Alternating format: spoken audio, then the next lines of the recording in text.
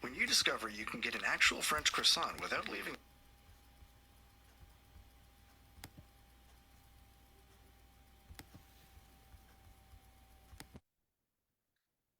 Hello, nan dam chuan hamo rutla au thong in nan kut kan vin tlai than na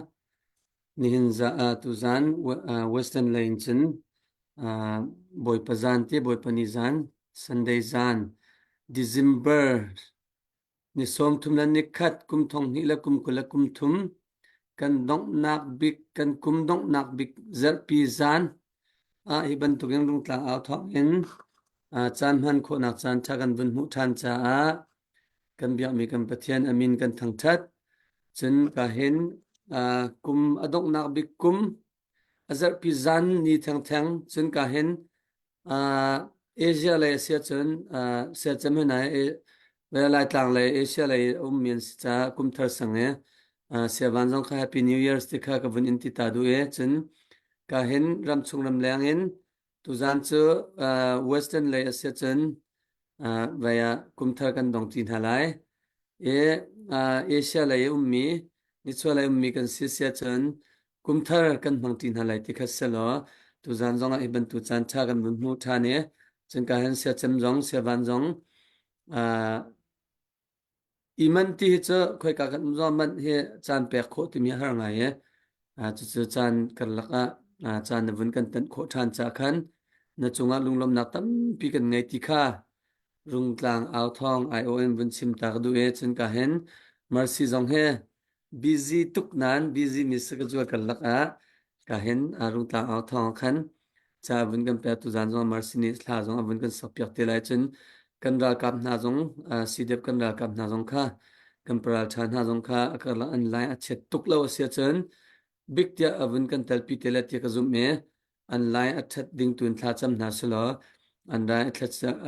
that se chen akal lak te zonga an vi ten an rak lu te la ti mi te jong kha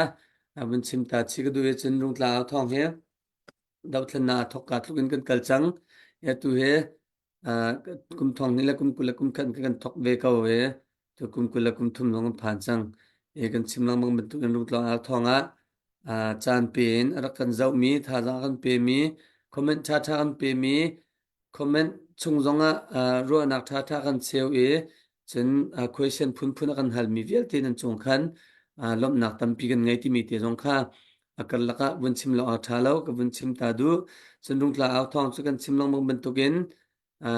CDF Hakha Sport Team of North America ne der mi se chu chu Sport Team of North America chu Canada le US kha kan se chen atlang pin Hakha CDF tia kan ti lang mang mi chu zaidan si ti se chen zau kho peng mi e peng san thang peng la Hakha khwa sa mi vial te na kha ifon in rena tuan mi CDF Hakha Council kha kan ma CDF Hakha Sport Team of North America ne support kan tu mi na la ha tia shem nam kong na sei ordin ok kong na se sa kan ma lai ni hin chen kan lai ha tia kan chol kan chak nak cha city mi te kha kum dong lai sinain fiang lo mi kan than kan ri so la chen ma khat te kha bun simpa lang mga tha ti kan ro cha khan ma chu te chu don nak kutlai pan bun sim ta do kan du e tu zana atlang pin kan ra kap nan rak lu lo se chen ka hen kan ming speaker kan tila ma selo guest speaker kan tila ma Reverend Van Chem za thang tu he rak site lai amane kumlun chung review biak nak lein pastor perspective kan tila ma ye zai tinda zai tluk da daw thlan na chung kumlun chunga zai bentuk da kan atimi review bun tu pi nak la chen kum thal lai zonga zai bentuk thinlung hada kar kan hlan hau e tu kumlun chung mana atu tian hen zai bentuk dian hun tiang da tai nak he zai tluk tiang da kan phak chang zai tlu na kan zuam chin a hau kum thong hi la kum kul la kum li hen ha chin zai tluk in da tha za kan thua chin lang mang tai nak tak tak chunga à tlang tar kan tar te alan kan tar tiang kan kalsim hau tinak pot te jong kha ama ne bia vun kan ro la ka hen sevan nang ma tu kha chang ka vun pek chol ko la rung tlang chun vai ni thum na vun kan thut pi chang an thai mi jong tampin lai cha kal laka adang dang na vai sin zai se ha kha thong in kan tilama pelak skan na tlik min ha jong kha na chimlo nak sa ma chu te jong che kal laka cham chun na vun kan tan te la zai tin na ti khan sko sa thai tan na vun ni tu pan khan kan nu la na vun kan chim mi na ton mi nang ma ne pathian ne vaya an bom mi te kau vaya plex khan na click in zaitin da ramlak na phak hai ti bantuk por kha ka bantuk tiang ham vun kan kal pula chen apat chu na bantuk tu khan kumlun review bantuk jong hai har cha gam mun lu te la nang mana seram ning tu khan sela mi pi jong ne thairi lo min lai palak ha kha thong in ni click zam kho ti mi che ka thuak jong ne achai sai lo mi se ke na che chimdu mi se ka bantuk te ka mi pi jong ne a thai chia mi jong min lai thai lo min han suat sin ka bantuk te jong kha thai ta na vun ni tu pa jong khan nang mana seram dan akal la na du ning pau kham vun tan si kho ding khan ka vun in nol si du tu chu nang ma ne na seram ning ten cha vun man piak ding in ka vun in som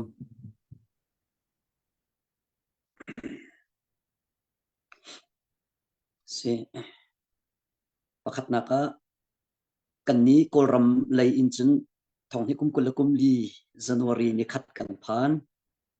akan zau tu vial te kan kolram chung ni vial te kan boipa kan pachian tu ni kum tar chung a hin khatsu tam pi helam in shui chung ha salo boipa ni khatsu an pe kaun ha se ikam hasabika chim kadu apani naka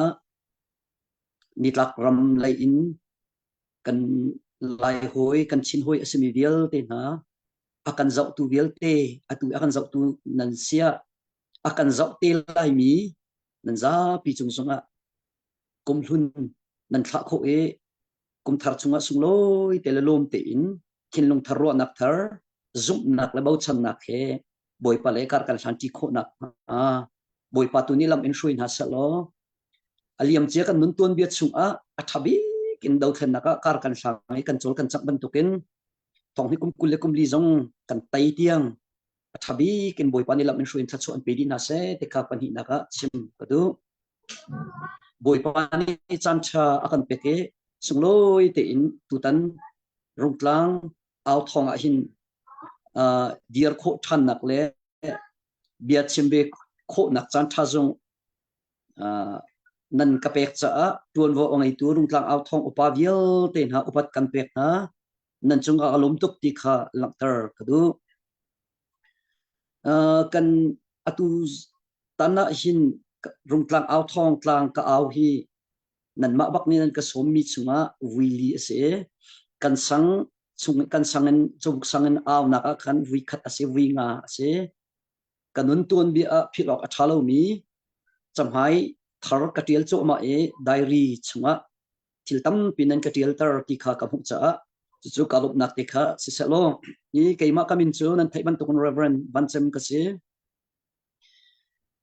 pathian rian katuan nak a pastor rian katuan nak hi thong hi kum li in pathian rian katuani pastor ka se thong hi kum kula kum khata kan ina ral frang ni menung somdi frang ni rung tlangi an boy big biu ha mushui nakin kan ina an rakat lai mi ka se kan ina hu ding tam pi om lai na in pathian ni hin tak samit an aw ko na in an tak samit hi hu kholo ding in tak samit ni hu kho nga ding mi chil reveal te an hu kholo pathian ni hin adot mi afalen ha ama about chan mi afalen ha zai tlon akan dot akan kilven ti hi an katlai ni hin tam pi kam hu zai cha tia kachim ton mi se kat in chunga hin thil tam pi ar um na in pakhat man an hulo khuwa karu mi chu boy pa ni kham akan du ven akan du achun achan har lo hita ti hi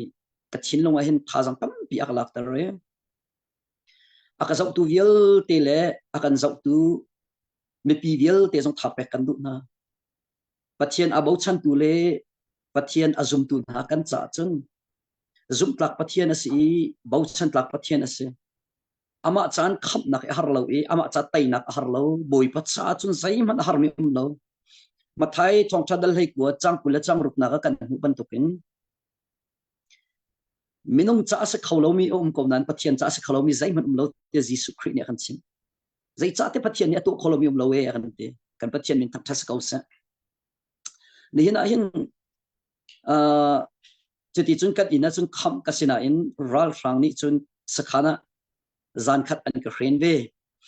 athai jing chunit lak bial te kha bia an ka hal chui nik khong nik le betsia hol chia bial te chu ka inna in an kut parin pakhat man an ka thi lo zai cha tia pathian rian tun tu kan si pathian dot mi fa kan si cha zum lo tu na ni kut par thi ding boy pan ka siang lo ti hi te ka khan ton mi se athai jing le kha rum tlanga kai pi ding in bia an cha e po ma nga ya nga an ti kol hol chun e si de phe tlai nak si dem phe tlai nak angai ti ke se asina in pathian jang phanak thongin ral thang thong in hin tu zana selo chun thai jinga boi pa kaluat tar lo kalum ko ma ti hi ka sa chamnak se thong an chungin khri fa la bu ka harnak vial te jisu ka chim lai ama long bom khau tu si ti mi kha ka sake kha ka cham di ti ka chun luat nak chan tha boi pa ne ka pe ke kharo har tak tak ken ke zalong te mui ka ti a kaluati ka chok khau chu di chun atoi na chuma chun si dep ni ton bo na kalak chole chu zan chun kan fale kan naw le ram dau thlen nak cha rian atuan choma mi na si dep sina hin ke ma jong him ten ka phan ti te kha ke ma ka kong he pe tla in lang tar sung ka du e thong hi la kum khat in dau thlen nak tu a hin kan si kho to khen alam kipin zai kan ti lai tha cham nak jong si se er mi thilri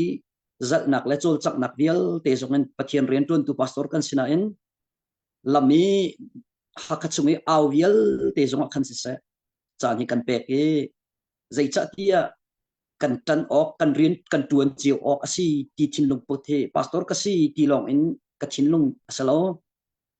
chu cha lami aw vial te zong kha ka si kho to ka chuaki ka aw ve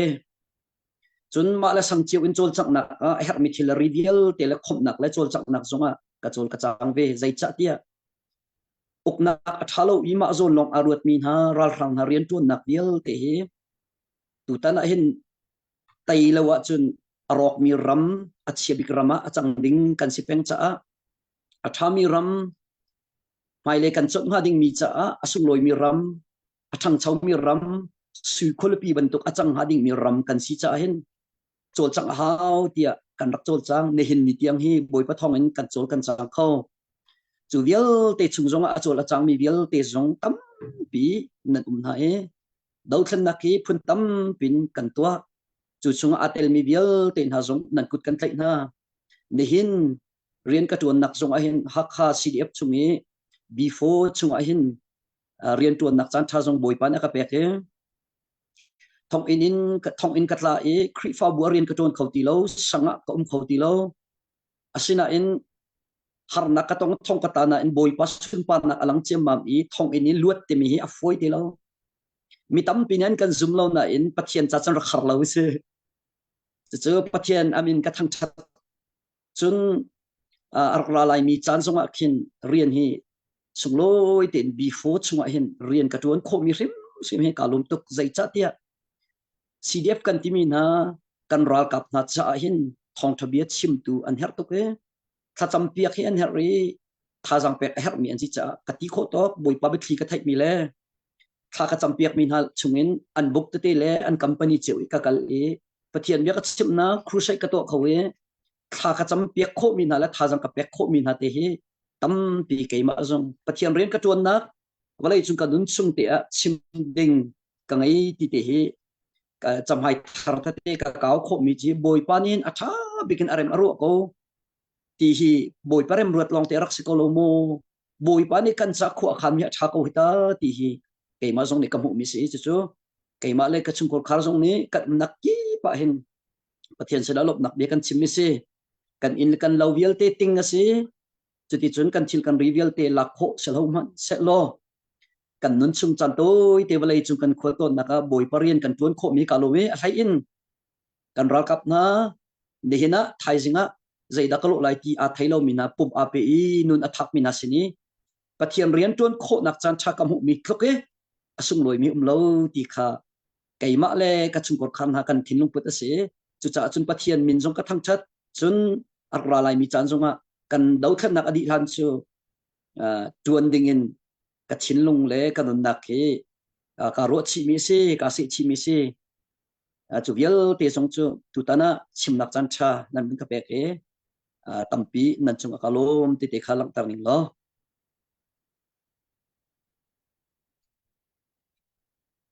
se van kan lom ya na hu ton mi la na ton mi vial te na vun kan chip mi khan kan bia mi pathian chu adot mina fa le na cha ama abau chan mi na cha chen ase khawru lo mi jong he ani cha cha foi tok ti mi te na vun lang tar mi la nang ma pum pak sim sim jong wala mi phun na dot nak la pathian riana na sikho na eren na tuan na akhan lein tilai ta cho chang mi kan vun mu than te khan upat lo na thalo ti mi te kha kalaka avun sim ta lok ka du e tu he tu zan he la sap khat te long kan nge vun sak tar chala la pam ka ti pa phone e I think 10 minutes 15 minutes rong cha chan umri ka cha khan one more round vun kal ta go slo chunin ala sak kam vun som te la mercy he aman lo tuk mi se asina tin atu kan simban tu khan dau thlen nak chun kan zain te lai kan chan ngai chun te rong kan man ve hau kan ital hau tin la sak nak an ozain dau athlang ve chu ma mi se dot lo ok thalo upat lo ok thalo ka hen kan simang mong tu khan chan na vun kan pe mi chang khan kan lo me rong khat te kan vun kal ta la ya ma di chen mercy kha happy new year wish tan ha zong mi pi khan tu du chen na vun tu te ve la ya rong na vun kan sak pyak te la ti kha vun sim ta do ka du e sewan nang le kan vun kal chol ko la ya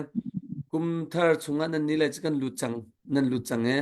kan ni le he kum thar kan na chu ma liu se e cha chen nang mane kum lun chunga kum lun chunge pathian ne zaitun da kan ha kha mo so la kan chimi phun mo kan dau thlen nak mo tho kan chua lam kan hrue e ti bantuk review kan tila cho e khaban tu po khanang ne kum lun chunge kan mu ton mi vial te na na mu ton mi vial te na kha nang mane na seram ning bun kan sim khala anu tik tu pa thu ban tu phun tu khan kum thar le ya zaitin da ti mi kha nang ne na vun kan sim chi chem chem te la nang ma tu kha sevan nang ma tu kha chan mang din ka vun som chan no na phi vun ong ta se tampi kalom ni na hin adang kan ral kap pul rong an lut khau deu ro lo e kai ma deu ka si chan ka van phang chan la e tampi kalom pasabika bible cha thiang kan pathian pe thiang kar roi la em hun ni kar roi la e contextualize ka to la e aro zena kan thiam nak ha kan zau tu vialte nan za pi nol kan du na pathian bia hi kan ma la kan contact chiu in zau how mi asi cha kan ma la kan contact ning te kan bible cha thiang zong kar roi la i chu kan chinlung nun nak ha in ngai kho ding in nan za pi som kan du na bible cha thiang kar roi lai hun nia mi acheu ni an ral tuk nak rang leng kha ani bo chan acheu ni an khiam nam kha ani bo chan na seman selo kan ni chu boipa kan pathian thon na kha kan i bo chan an ni chu an ril in an thulai seman selo kan ni chu kan thaulai effect in kan dir lai khat ka ril ri lai thongbulo nan ral thako min ong hai siang parhang le asin I om mi bu ral khang chu ti na lo lo nan lung jong dong la se zai cha ti angan deuh mi pakhat asin I om lo mi kan sin om ama sini om mi chu ti sar khiam na ma se chiman solo kan sin I om mi chu boi pa kan pathian se ama ani akan bom lai kan ral na chu akan do piak lai kan tai lai chatiang kan rel mi kan za pi cha kan pathian tu na than thachon akan piak piak ko se amen kum thong ni la kum kul thong ni la kum kul la kum khat in do then na ki tua ase kan chimchang bantukin lam zo nakin do then na khatu masa se chu di nuwa do then nak ni azat ki lo cha kan kol ram pum pulukin khiam trai bu an chok di than liu pi in khiam trai phu kan ti mi kan pa len ha hi tang chung khiam trai ti kan tin ha ta chun naka KNU an sia TNLA an sia KIA AA chun kan ma chin ram in kan nu kan pa semina CNA ti bantuk hi thlang pi in do then nak an du cha arak chok mi an sin ha chu vial te chu mun khata an chok khom halo apik la pak cheun ral ituk si cha ral tai arak khar ngai ngai na in tu tan kan chan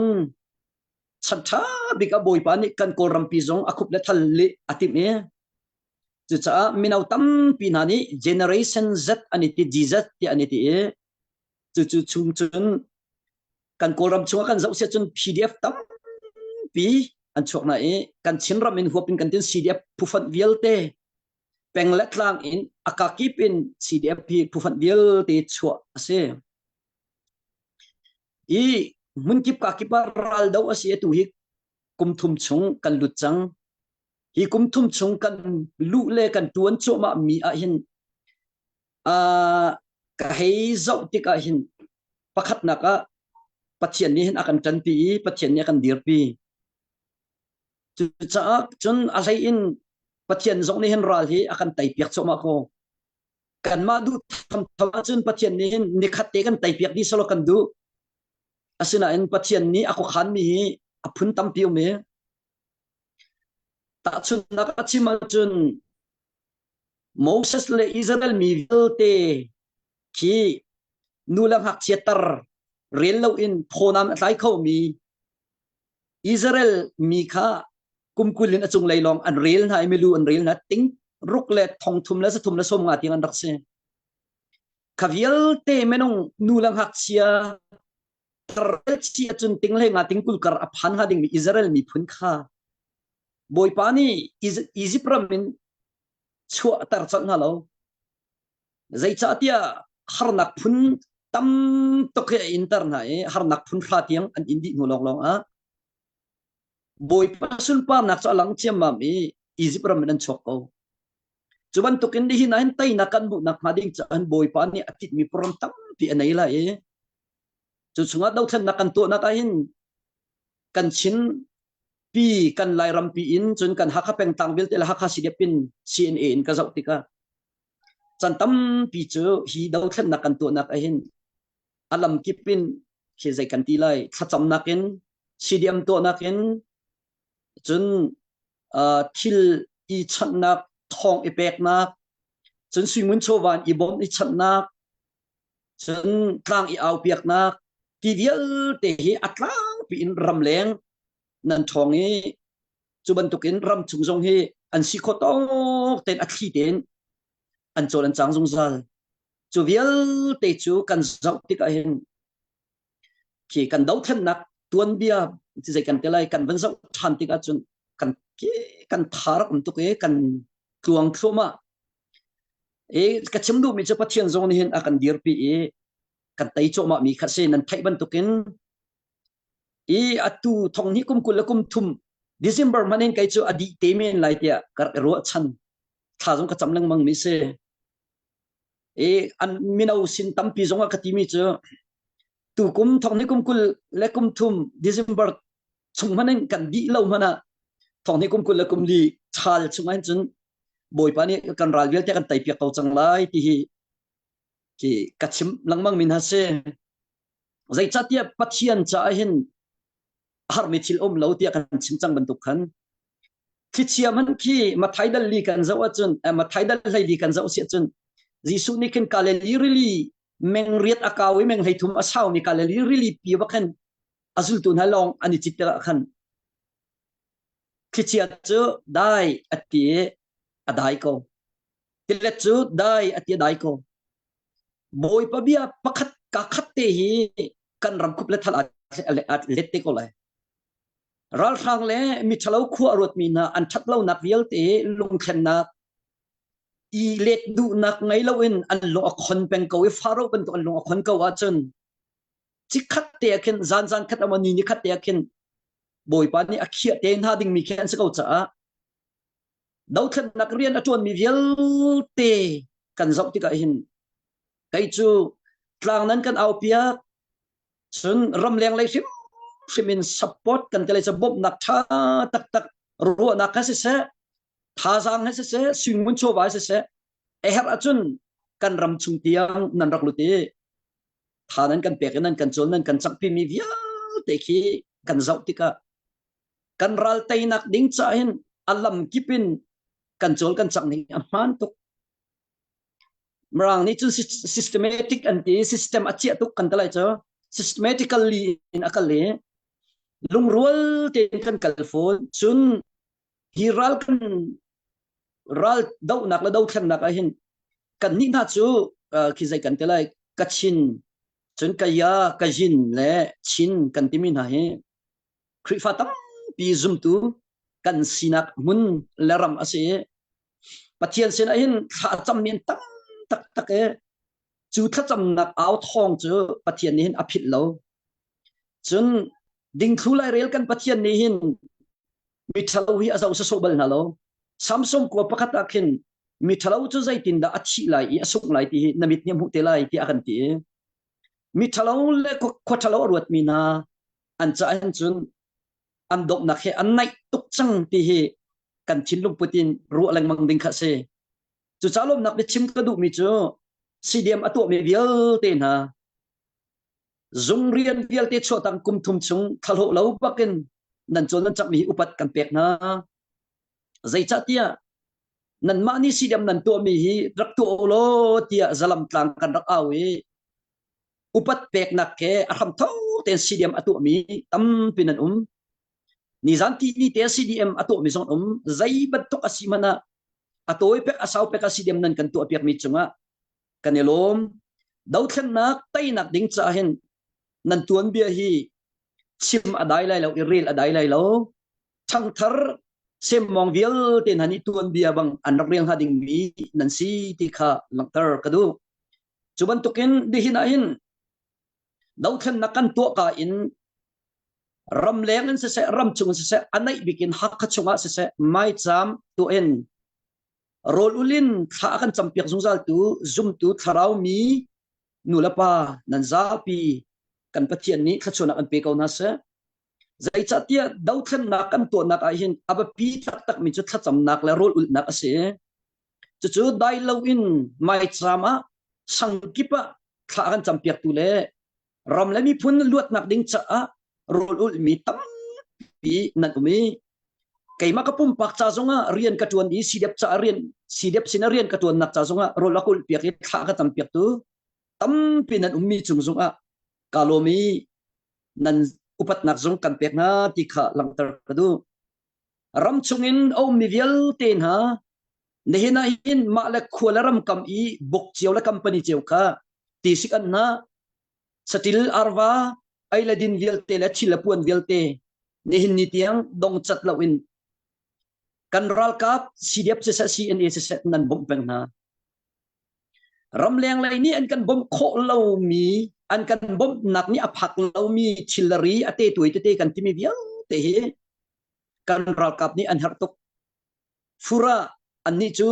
ru asul laka chet laka om mien se kusika tideng in akik tak tak mi muna om mi an se chuban tokan ai ladin christmas chana kumthar chana tho chan chana mo chu silaw le zai dang chan zonga ai le din me hang thote te hi an ngai chan atam pi a zai zong vial ten ram chung zong ni nan kan chan pi nan kan dir pi hi tai da kan hu na ding cha hin hakapi chung eu mi sen ha se apong kami khote vial te nan chan nak le nan chol nan chak nak vial te kan hu mi hi upat kan pek na rian kan tuan che mi chunga hi ban tuk rian tuan nak ni chun zai cha da tai nak sa cho pi lai lo lung rual nak au mi tan rual ti nak ti hi alang tar tu kan si chiu cha kalop nak te kha lak tar kadu i chun ram leng lai hi rak haulo dau thlan nak ni hin ni tiang akal kholai lo ti chu za pi thai se achim jong anak chimpa leng mang chiu kai chu lunglop nak te kha pastor kan si cha pathian rian tuan tu dir mun in ram leng lai mi vial te na nan chunga lop nak chim le upat pek kan du ko na kan ram dau thlan nak ding na hin kol ni anma lai kol in ram leng an ani au piak cheu i ani bom cheu na alai in mi phun afa ti an kan ti an thong lo ti ru mi nek ngai mi chin mi phun cho ti mi phun athang mi phun asung loi tuk mi phuna kan rak chang kan ko kam i bung zung i ar mi phung ki pa khri fa ar lut mi pa ne in som kwa le kum ruka khan biarak chimbal kasina zaidarak chimte chun khozai ram ka phak nak pawa hin chin te mi nan umjung zal akati denmark ka phani chinan umid netherland ka phani chinan usa wina chun an tam to kam ki pa hin chin te mi phune nan ume mai le chun walai mani chau ning lo chin nan rak chok men lai ti arak te phung ki pa ni hin i ni hi nain ram kip la bun kip pa kipa pathian jang phanak thongin thacho tam pi chunga nan rak thu nan rak diri chung khor khar jong tam pi nan sari tu tan dau than nak thong ni kum kul lakum khatin kum kul kum tum tiang kan zawa chun chin mi lai mi atimi na alai kunin tu tana aw kadu mi churung tlang aw thong in hakapeng vial tin ha jong ne ram leng nan nak in dan tang si ni chanan ti siep chanan ti chung khor khar chanan ti ri zai kum da har thola bur tam pi nanin heke nan tuan cho ma nan tho cho ma mi kan hu mi ni hin dau khan na ke tai na ka akan kal pi cho ma hai sang pi bantuk asin kan dau khan na ke apar kan phanchang chute chu nan ma ram leng lai i au mi na nan chinlong an pathian ni rian atuani chute chun nan kan chol nan kan chak pi tang nan kan au pia singun chowan nan kan cho piak chan nan pek rian tam pila khai tam pila ka nan thun nan diar mi vial te kan hu mi hi ral kan tai nak ding cha kan bom tu si chuti chun lung thul lawin arkra lai mi chan sunga nan ma dir pi chol chang pi hep mi kan si zal ko ti kha zai tik mana ram lek mi vial te rong tla au thong opa vial te zai dang au thong i upa vial te na le akan bom akan chan tu lai mi chin mi vial te na le hakapeng hakachung khochung mi vial te sangkip na le hakapeng mi vial te na tan rol kan lak pi ko tan chana tan pek chana na pek lo se chun tuan bia ni lai real te la kan tho mi lo sol le kan tuan ni lo sol la chun kan te chin kan fa par cha tiang zong thacho tam pi episode lai mo ti hi khwa tam pi akaro tar chu cha ni hin kan mi phun le kan ram cha tuan chana si pek chana si nan ha chang real ri ko lo in hek ri ko in heri ko ti te he thong ni kum kul la kum thum in rian nan tuan che nak te zong akhen lop nak be chim zong ka du tha jang ipek te zong kha ka du ko ti te kha langtar nakha wan si ta sa lo chun atu tan a khau khat na ka chim mi a chun a thip khat na ka chim mi a dok na ka wan si sa lo zai da dok na ka chim ka du ti chun kan ram kan mi phun cha a rian atuan i lul hit bakan nun nak pek le nun nak thapin rian atuan mi cdf phufat vial te na pdf vial te sang chung khiam tlai chungan kan pale cna thok kan khiam tlai vial te hi kamun rung tlang au thong tlang au nakin upat kapek din ha kan pathian tu ni thacho pe di ko na se ni hina hin ram do then nak rian tuan kan timi hi kan ro bantuk arak salo achungi tak tak chun a har tak tak chun thakat ni men asalo e ni hina chun kum thum chung kal asi chang in lalo an ngai ning te te hi zang fak tuk an siko ko chunga lu hi an du ve i hoi bantuk inop mi adu mi an sin ha chu vial te hoi inom nak inom ve le hoi kal ve hi du ase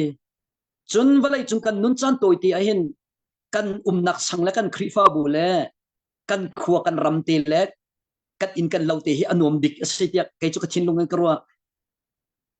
chu vial te chu kal tak in kum thum chung bak te thut dia ra se har bak a foi lo aki tuar atam tuk e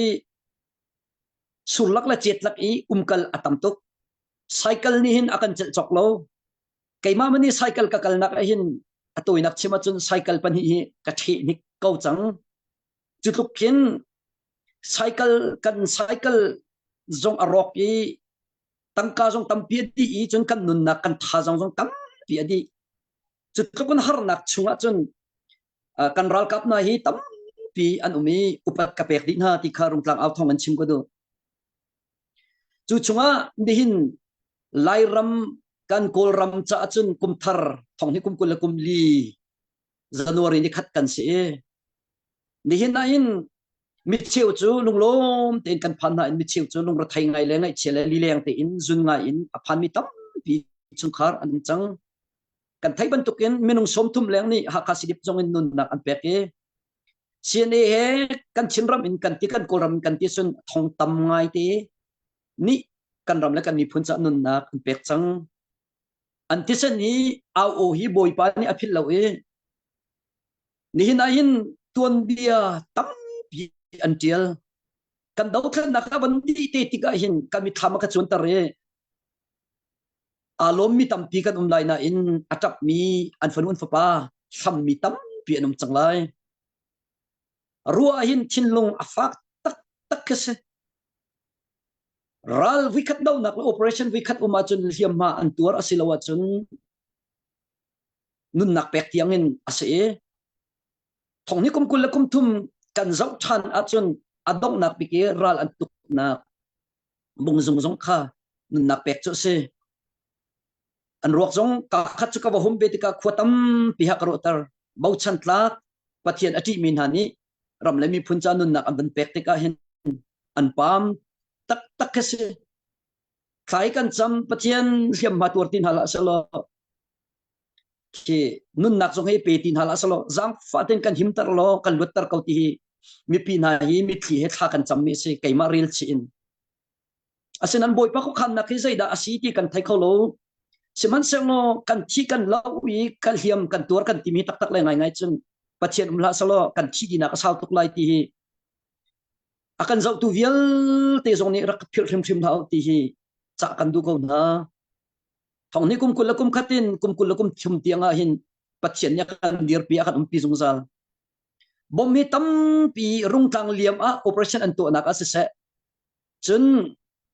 kini chole operation an to nak se tu tan bug zungzong akan se mi pi nak bom ngan atlami fiam ngan atlami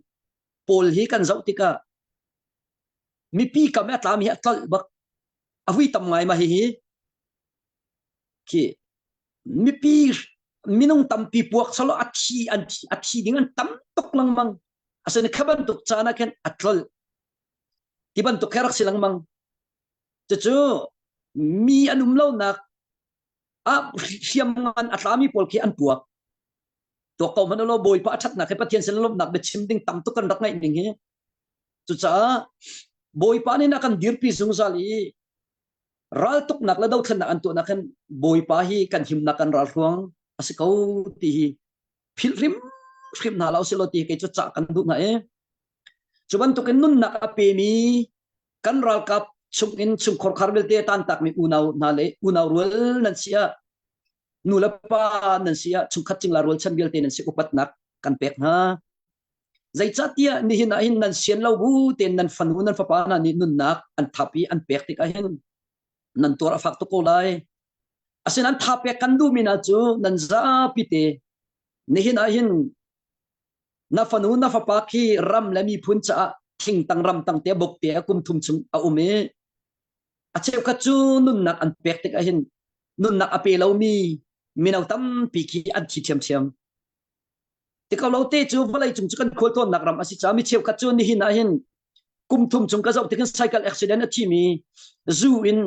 azu adi ni a thau khau te lo a thi ti mi minau tap to kanum tak tak chu nam han mi se chu kan ek na ronga selo in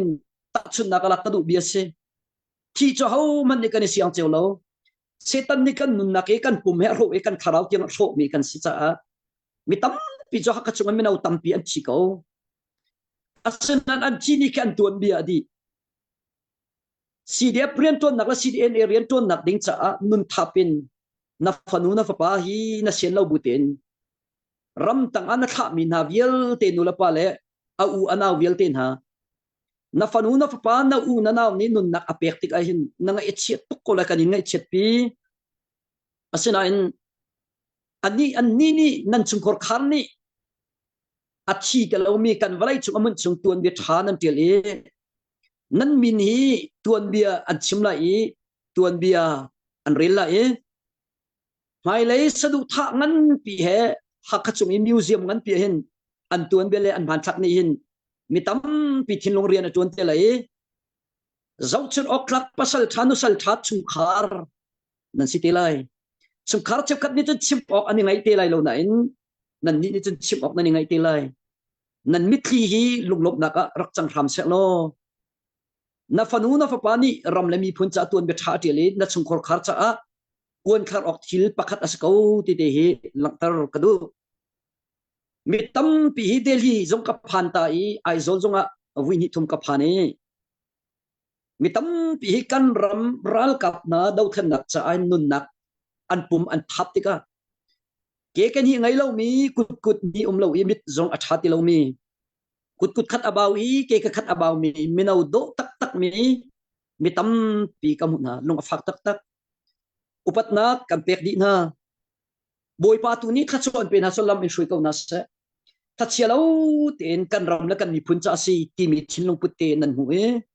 chu vial te chu tan nan lam mai pan ten kan hu na bia kan ro atik le tha kan cham pi tika mai pan ten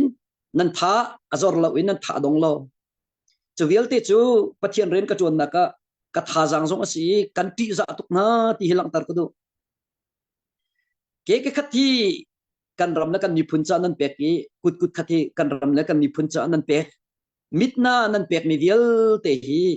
asa so asalai lo atang mi nani adok tiang kan zulai anti pathian telpi nak letan pinak thongen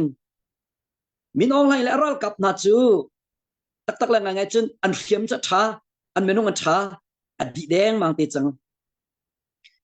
sathiang chung karel ban tu kan ni sino mi chan ma sini au lo mi anung mi kan pathian thong tuk mi kan pathian kan sino chu cha atang mi nun anung adam mi nani kan hoi cheu khat ni nun nak an pek e an kut an ke an pek ban tukin kan ma zong ni an hu ne du kan raksul kan tai han tiang tiang bia ni kam zung sal an hoi le nun nak ape min ha cha upat nak zing fatin an pek e thiam ma tor mi vial te upat ni pek zung sal ha chu hakachungum mi nula pa zong ni se seram leng om mi vial te zong ni thai ok atla korwa ti hi karote ni na chun anung mi pathian bau chanin kan ni chu dau than nak atu mi kan si dihin kan zau ti ka rian ka tuan nak vial te ka zau ti ka biak in chung te kan ngai e biak in chunga zana ipup nak thasak nak kan nai e bible cha an rel di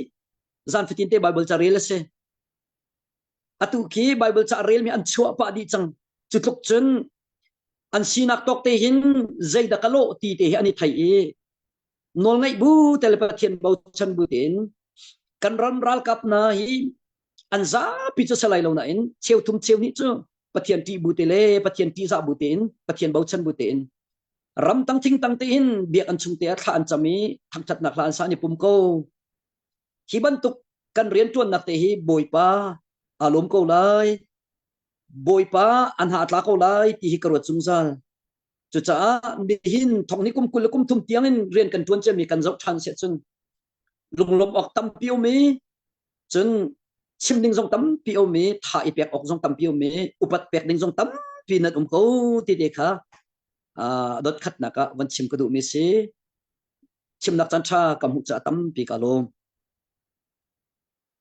sevan tam thing ten an bun kan chime lunglop nak tam pi kan nei kan pi zong kan zau tu zong tha zang tam pian la thau la ti zum na kan nei pina nang mar shim zong ka ki ba nulut na chok ti kha athar na bun lang ta thang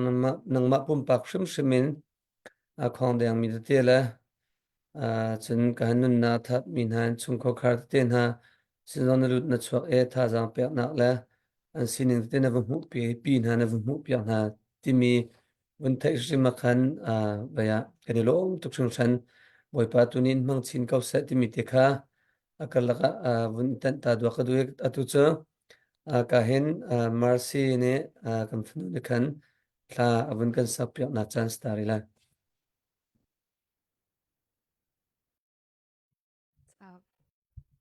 atu kasading mi he chua purtu kum timi sale.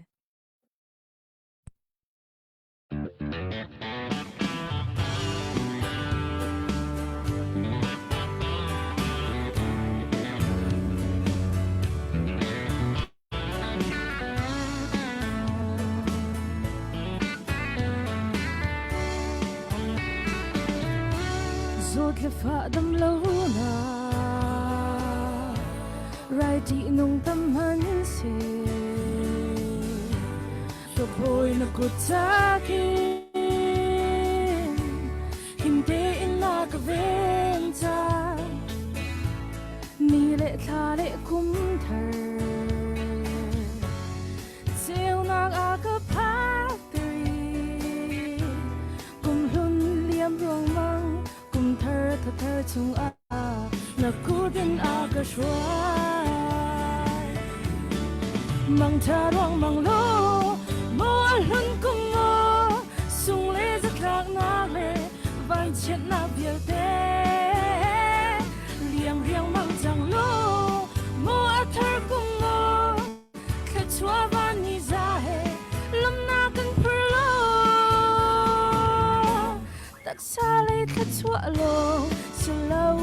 kha lao le kha chwa zo kum tharo kan phur lo kan mit khi hu jang se kan churi kan chong lo kum thar bang in nung thar jang se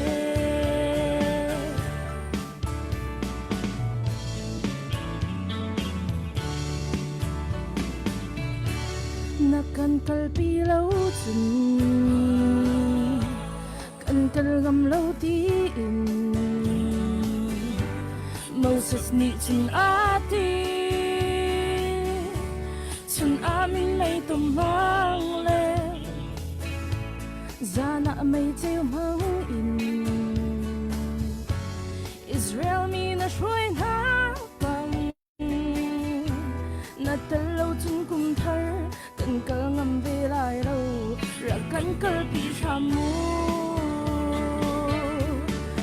mang tha rong mang lo na le van chen na biel te liang liang mang jang lo mo a thar kum mo kha chwa van ni za he lam na kan phur lo tak sa le kha chwa lo su lau kha rao le kha chwa zo kum thar ro kan phur lo kan mit khi ho jang se kan churi kan chong lo thar bang in nun thar jang se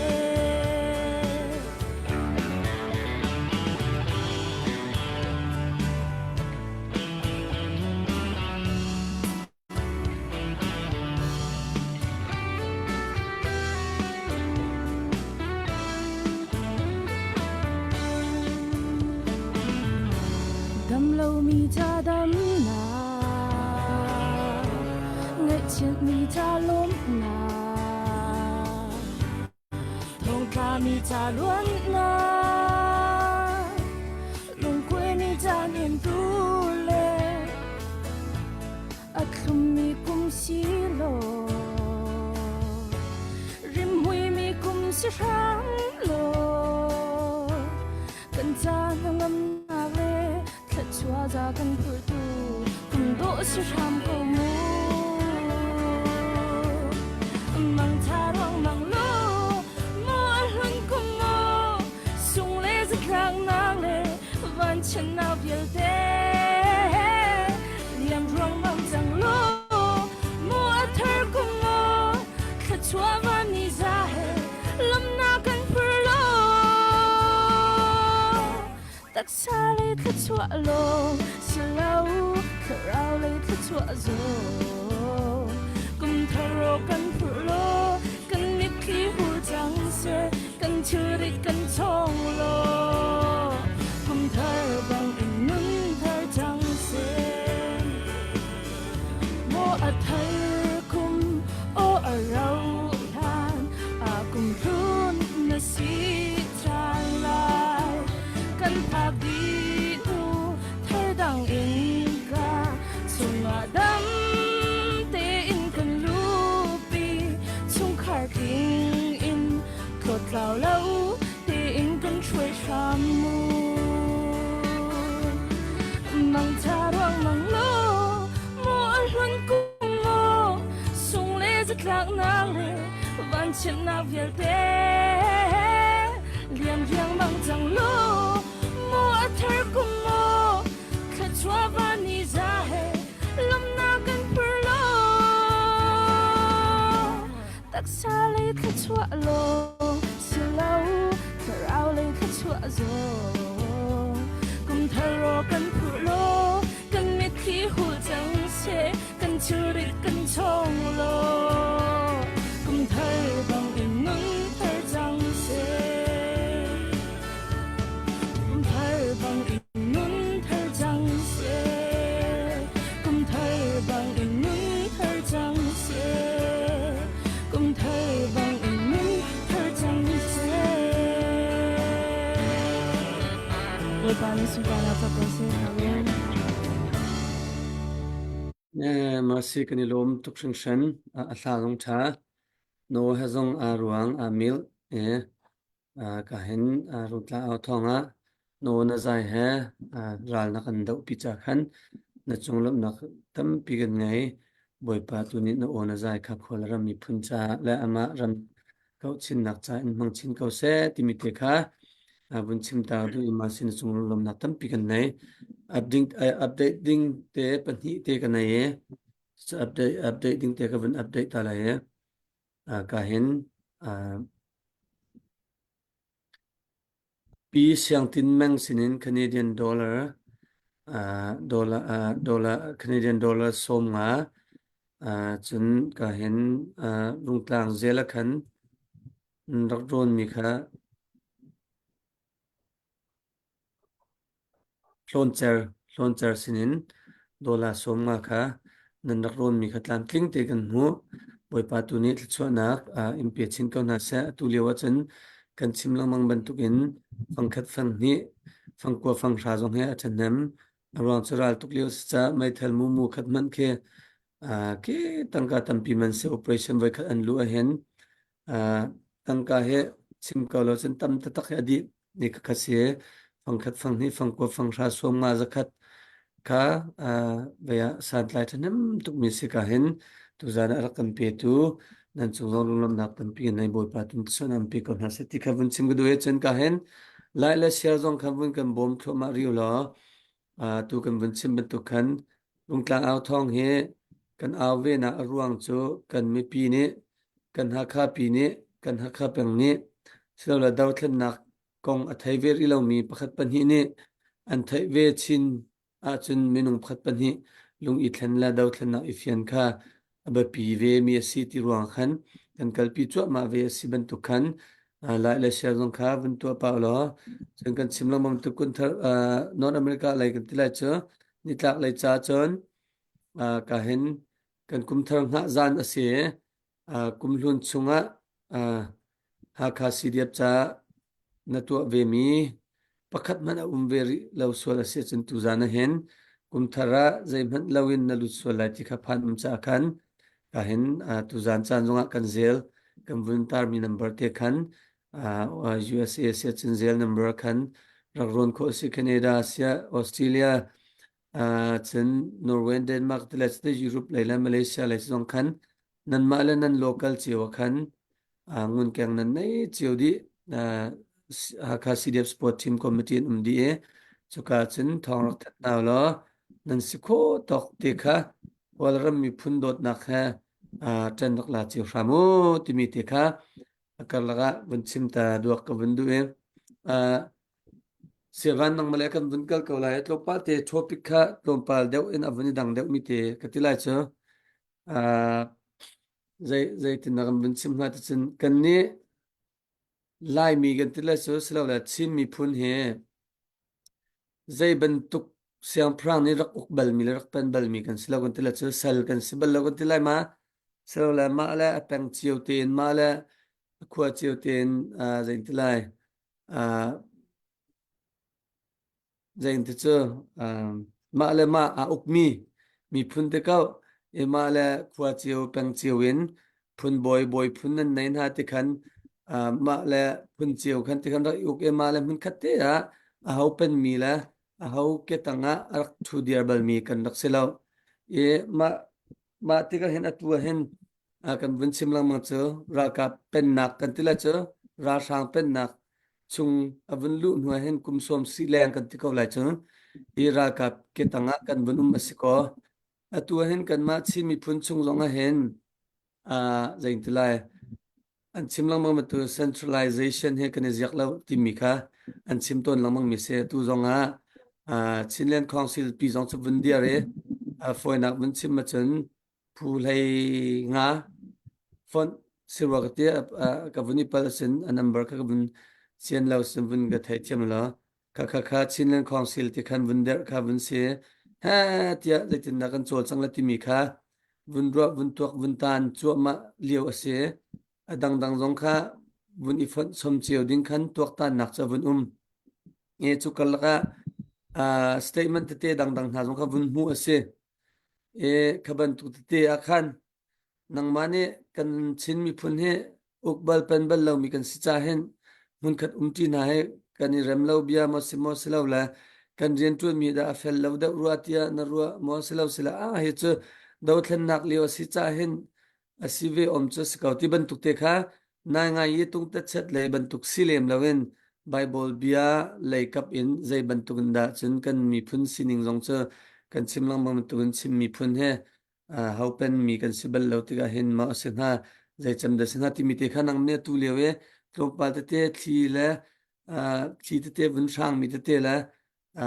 bau rak kong a hen nang mane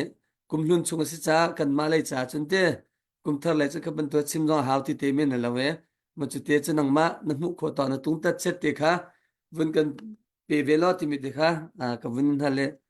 vun le ok tha la vai hana ka se madik sio kalum vaya kan ni chu pathian ren tun tu pastor kan se kan ma mu tok kheba si salo te toy ten chin ti hen kan hop awa kau tu ke mi dang zong ni khen an ti ton chin me zong a khen zo fa jana la khen an chu mi pakhat ka mu mi chim mi zo chu kan hol kan ni khat di chun kan ni thi shwe nak zong a khat di kan cha zong ani khat di makiki tay nak cha khen thil tam pi rakal tia zo fa jana la khen an ti le an dak phosi ka railway an ma mi zo hol khen mo karel kho tok ke karel kho tam pi ke akro tar ngai mi phun pakhat asimi chin mi phun he zai kan tela kan hol zong khe ar dang tukte chun mi phun zong ka tam pi kan ra dang chun atun ti ban tukin a hau ni rak uk ti salon ma le peng le tlang le kholaram te khen ar ke thi shui mi phun kan si zalong ten zalong mi phun kan si ka telai mo ti ban tukan ar mi kan se nan i phun tom nak lai ken zai ka telai kan lunga khong ngai mi ke ka lo ta re ke cho chun i phun tom ki ante in rak phun tom chi mi kan rak salo kan hol zonga thi shui tu pakhat ki peng let lang chiu le mi phun ram chiu in ta chun naka hol jong I phun I si lo kan chol kan changning I phun si ti mi ki athan kan ten rak thi shui bal mi kan salo dau then na kan thok nu khi ban tu kan im hun khat lai ti rak I thi shui zong ke har khun nak sro te korwa dau kan khan nak ain chun ke chu dau then nak kan tu nak ain chun atu ban tu ke kan tan ama le peng la atlang chiu kan tuan ti mi tu hen tuan chiu kher khaw mai lai khi zai kan tela hi kan tuan chiu mi tu ni hen tai nak tu kharak pek chiu ko kolram pi jong chu kolram pin ta chun ning lo kai chu ki kolram jong chu pdf chu an malen pen an mala sining chiu na num di ti ko salo atu ke kan hei thai tok zai kan ti lai KIA ti bantuk le KNU ti bantuk ka choni fon hal AA ti bantuk chu ma tam pi an tuan tin hana in PDF ki kan zauna tika an ma le peng la tlang chiu an diar chiu tlang chung hrim tlai tu ni khen an thi hruin ha an ma chu thi hruin nak tang khen kal khe se chu cha chun dau than nak kan tu liu hen chun kan in hun khat lai kan ti mi hun khat nak ke zai kan te lai phak ngai khin bro ke hau thana khen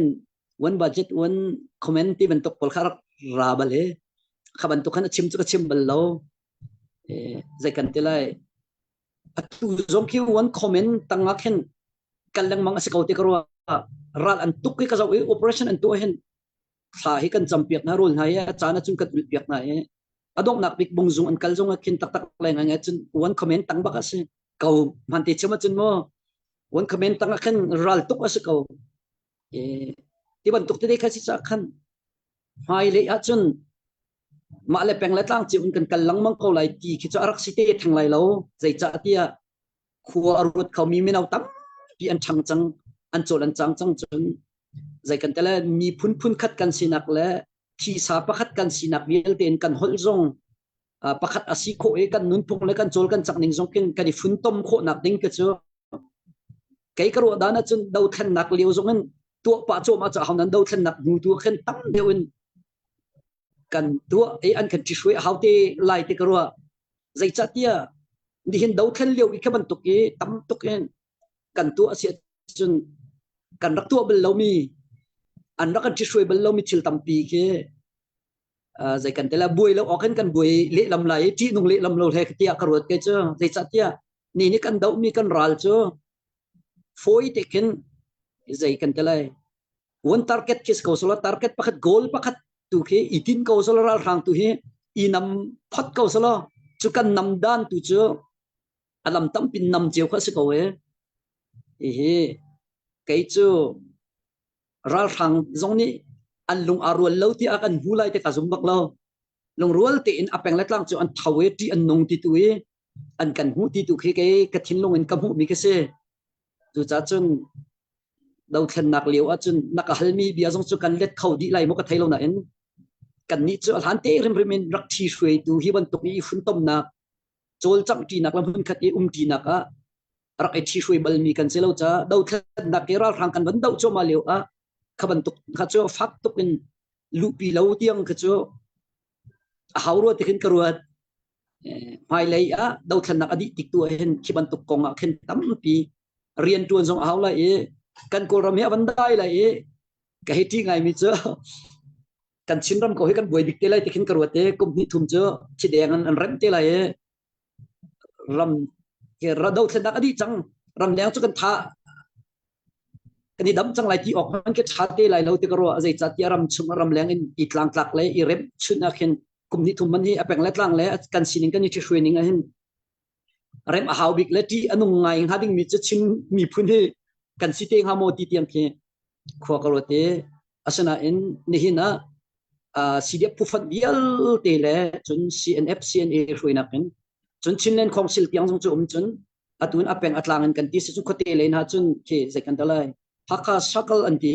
haka sakal council ti man to khum ne ki uk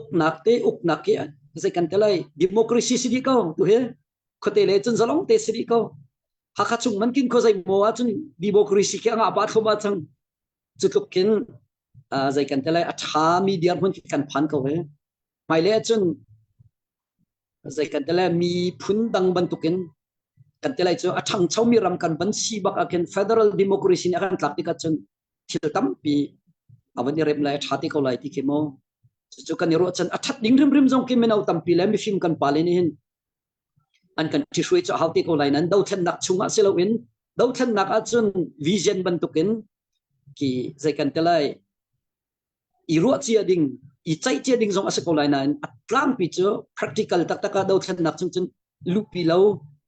do then nak di nuai hi ban tuk tu ke tol re la tha ni hin chu kan target pakhati ko salo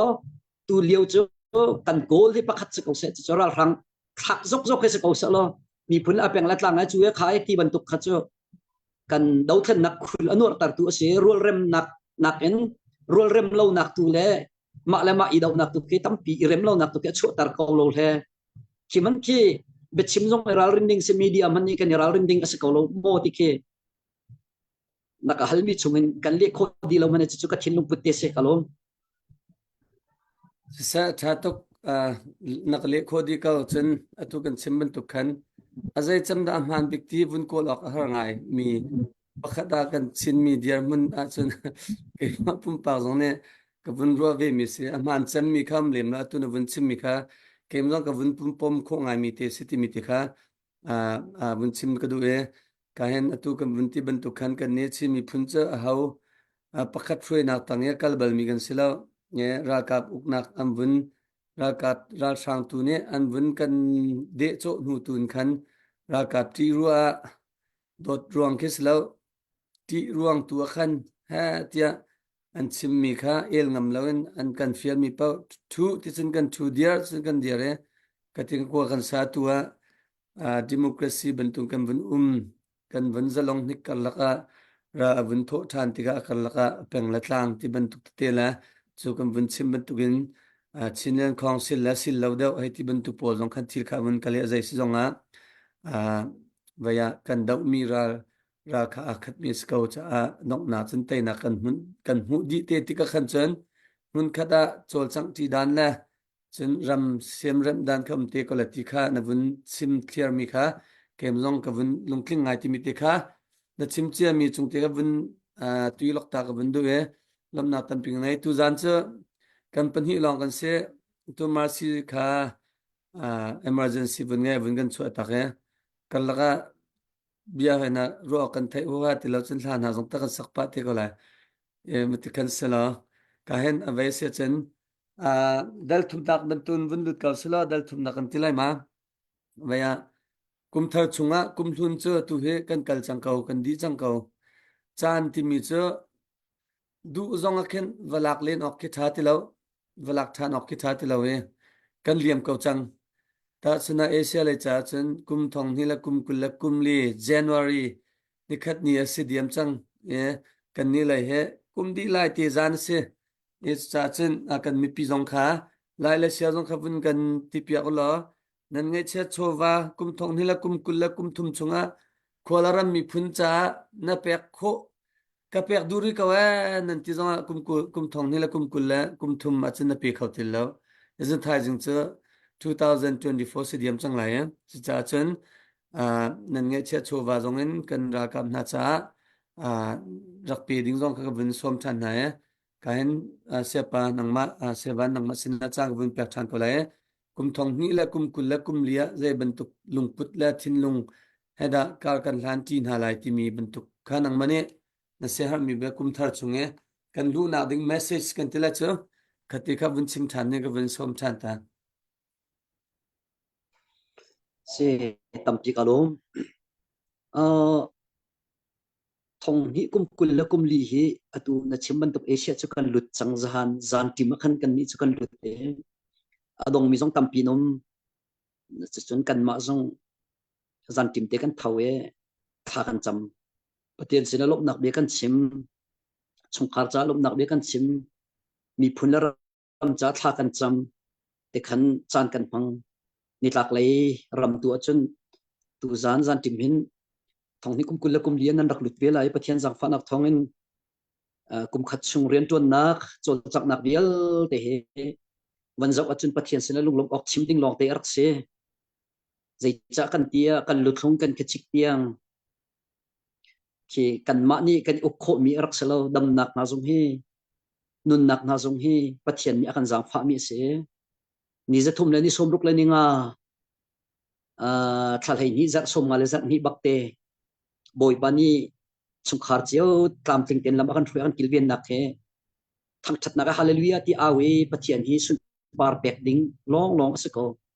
pathian sina lop nak bi hi kan chim chiu leng mang ding asi ti hi ke chu ka thin lung put jong ase e thong ni kum kul le kum li a hin kho karot ngai mi chu mi pi kan cha jong hin kho karo ngai mi chu kum thar zana hin mi cheu kha chu zu idin ni kum thar ka tha kum hlun ka tha kum thar chen fel ten ko chang lai ti in ati mi tam pi ka hung zal na Christmas kan man mi pol le kum thar kan man mi hi zoom tu ati mi khrifa ati mi hi adeu kan raktam tuk te kai chu ka thilnong akro sung zal kan nu la kan pa le kan pi kan pun ha khrifa an sirwang khrifa hi automatically ban tuk kan sina in atak khrifa kan rak salom ke kan ma tak ni in jisu mi ka kham tu ka boy pa si te sual nun im hong in nun kek koi tiang in jisu i ton hulong kan pathian mit mua anung mi khrifa mit aau mi khrifa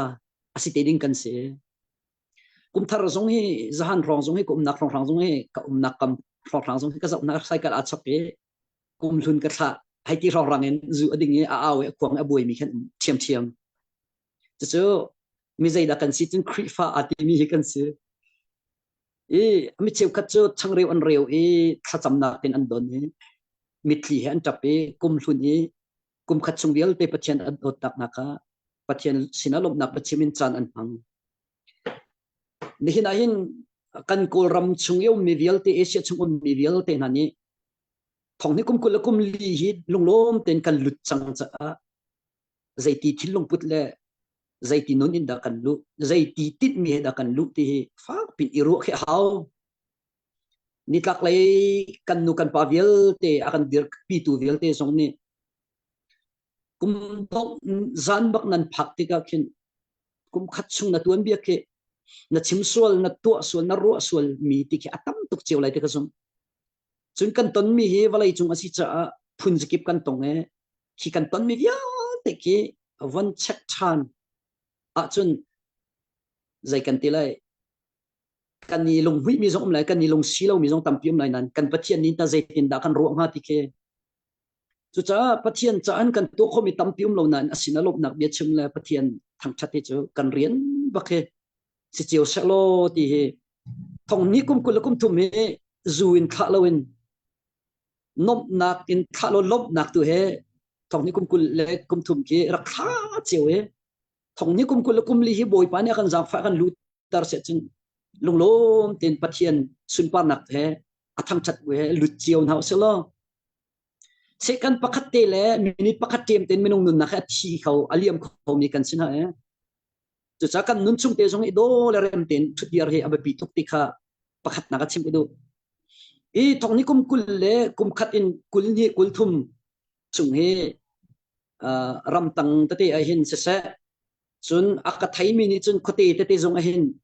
crusai hen ka o e crusai jong tam pi ka to chun before hin crusai ka to lo na kum ti lo vui ni ka to na kum vui thum ka to na zum ro ka te chun vui khat ti ban to ka to pa di hi ka lung atling ngai chun rian ka tuan kho lo nak bun a len ka kho lo nak ka ti ka rian ka tuan lo nak mo ha ka si dep chung zong a hin rian tuan ding in kai chu free ka si free rian tuan tu kan si volunteer kan si la kha pek zong hau lo mi lak song pek zong hau lo mi pathian rian tuan kan si si ban tuk liu chan a hin crusade kan du ko an ti chun si dep chung hrim chu a sai in ka pa pek deuh mi si pa pek te in usa pe in ke si dep si e an bok cheu valu e thaba champia ke her chun crusade ba ke to ding he ready ka si zungzal ti he thong ni kum li cha han chim ko do e khote le zong a hen free te in rian tuan ni ka du e aka som mi na sin a hen he tia crusade zong he kan to sidep chung e kan singkar na hi ka kalpin ha fa satun ha ka kalpin ha chuti chun kan tua CNA na zong ki an nak kip tam pi ken kani mu kani tong mi tam pin me kai chu ka shehar bik mi zong asikum thong ni kum kul le kum li achin kan ral kap na hi ral ram akal e ni hi nama thai sing ama thiam ma tur khau mi athi khau mi an si cha khen fak pi thacham piak zong an har ban tukin karwa zung zal mi kai ka sadu thangan bik mi cha an nun nak athi so li pathian thailo in an chi so lai hel an tla so lai ti bak kai ka phan bik mis ka zai cha tia kan chi nu ram cha ram ni long ase chang e ram khat cha zum tun haram van chung ram ase ram khat cha zum lau tun ha kal nak hel ram long bak se chu cha ram ni te long kaminung ni kan nai di cheu ko e John Calvin ni lang nak arak mu mi ban tu khase Jisu Kri azum tun ha chu van chung rama zum zal anom mi rama kan kaltela e zum lau tun ha chu hel rama kalte khas ko lai cha kan ral kap CNA belte CDF pufan belte kazau tika khen pathian thailon menau te ten nak aliam so lai tika phang bak pathian thai kan ti mi tatak lai ngai chun nun nak tak takin nun khleng tiangan ket kuai tiangan Jisu dot nak thai kho nak ding cha khen kan chan kan ngai chun mi kan nun chan te hi man chiam kherap ba pi to ke chu cha chun thacham tu velte jong thong ni kum kul le kum lia khin cha kadu mina chu tha kan cham pia ko kan menau na cha en ral an tainak chalong selo in ral vikhat an dauna kan an luat ye an him nak cha jong sa lo chun boy pa ko khani kan thai ko lo cha ral tuk nak mina chun pakhat pan hi chi to na se e athi mina hi kan ram la kan mi phun cha tuan ga than tel ban tu kan van chung rama pathian tang chunga Jisu chu ka kham tu la ka boy pa si pathian nin ka sul ka pal ka chan baw butin aka dot tuk ti he kan ral kap nanin si da pufan bel tel se ni nen thai e chu ti chun nun chan an man kho na khading cha thai kan cham pia ko lo ti hi kai chu tha cham tu ya te song hi ka rong tlang au thong song cha kan du ti na rian tuan hi atam pi rian atuan o me chu vial te laka tharau tlau zon ro na ke pathian khap na thong thabia an thai ko na ka ding cha zon ro na ke rian ngan tak tak asi ti hi ka thin lung pota o me chu cha chun CNA lei zong asia si de pufat vial te chiu zong an sia kai ma zong he free ten rian atuan tu ka si before zonga iti hin pathian za fa thong rian ka tuan ban tu kan kadang zonga B1 2 3 lei zonga ki nan kan soma chun lak song hau lo thalo hau mi kan selo khusai zong pathian ni akan pek mi pathli tam pi hi sim ko mi khap nak thong thai ba pi ten i ro kho si cha kai chu i heng lau si ti ka du khri fa si chung ni hel tak ding he pam tu boda bata muslim hindu ti ban tu an tlak cha pailo nan khri fa atimi anung mi pathian ka bia ti chung a deun bia ke zum nak thin lung tak ke pathian hu tung lo e ke hel tak te mi khi hel zonga zau che tuk lai te ko chu cha kan nun chung te a hin penglet lang chiu ma la khularam chiu apong anai bik ni kin pastor te ne ve chiu le tha champiak he asi ti hi ka thai i kan ni chuban tuk chu te jong cho me rian chuan nak a hin fa pin pastor chiu evangelist chiu zong ni hin kan rian nan bik a i ru o selo kai ma long selo kin chan pek chiu in pathian rian hi ram dau thlen nak i thing tang ram tang mi pathian bia lain kan ti sun thi shui tu nei bak lo zak phak ta ten si menau ta ten si kha an cham bible chan re la an sai ma chun chan tam deu chan mal ton chuban tu ka kin pastor tampin kan hare evangelist tampi he an kan her ko ti ki thong ni kum kul la kum li ral kan tai kum bak sa chang la e chural kan tai han ti a hin kai chu aliam chemin ha kan ral kapol hi van chung rama kan husun halai lo ti hi thin phang om te chu tharau zo tlau zon ro na ke pathian dot na an thai ko na ka ding cha he thong ni kum kul le kum li a hin kan target nan tak tak mi akhin kai chu pathian ren ka ton na ka che ko ti he lang tar ka du chun kan tai deng mang chang cha hin zai kan ti lai pe chan tu zong nin ti that chia lo tin ram chung mi le khote kipi mi ni hin nan kan chan pi nan kan dir pi bantuk hin nan fanan nawle te ni hin anin bau chan na e nan matan pi nak la dir pi nak e har sung sal ko ti ka ka pi chunga se se apong kami khote vial te sung ki ka mun te hin kan boy pa Jesu Christ nol pat chan le thazang pek chan kan du ko na nan ti sik an na le nan chin nan puan te le nan me hang te ki kan ral kap na adilop na kasi ko ti te he ram tang kan umachun zakata wikat mani changreu kan ai lo chan atam pi ti ke mo ki ki se zai kan ti lai changreu thau khat te nan kan kuat mi man ki kan cha rak sung boi tuk ti ke kan thil piak ha lo ti te ke lang tar ka du chun azai kan tila ram leng zong nan za